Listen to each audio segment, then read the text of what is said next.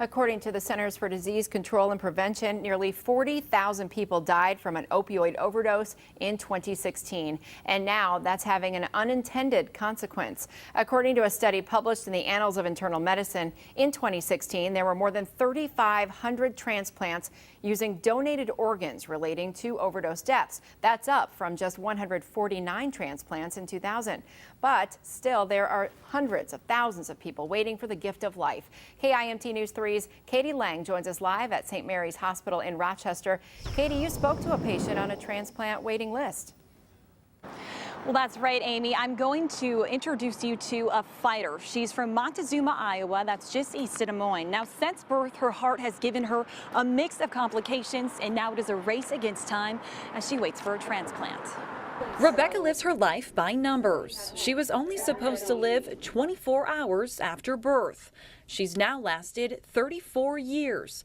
In the last 300+ days have been at St. Mary's Hospital. Been waiting for a heart. It's a sterile existence at times. I can't go home. I have to stay in the hospital until I get a transplant. It's Rebecca Imhoff's last chance at life. She's been on the transplant list for more than 2 years. You always have to stay positive with this stuff. Inspiration decorates the otherwise idle environment for those 300+ days. Miracles happen. Unfortunately, not always fast enough.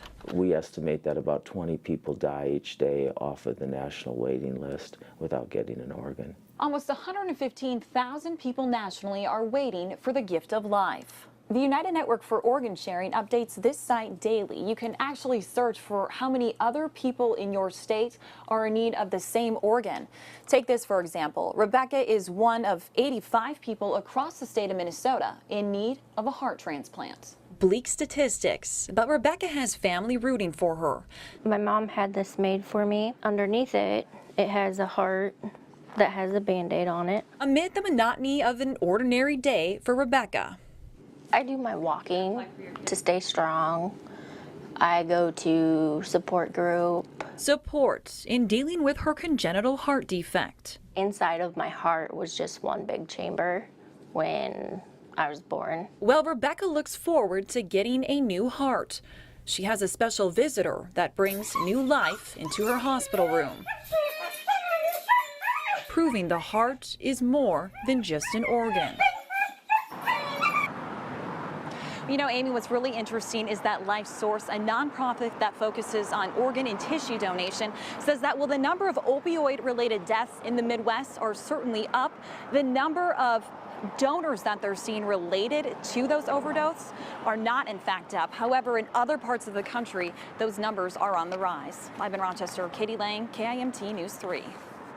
Thank you very much, Katie. Although Becca is on a transplant list, she is also a registered donor. To learn how you can give the gift of life, head to KIMT.com and click on this story under the local news tab.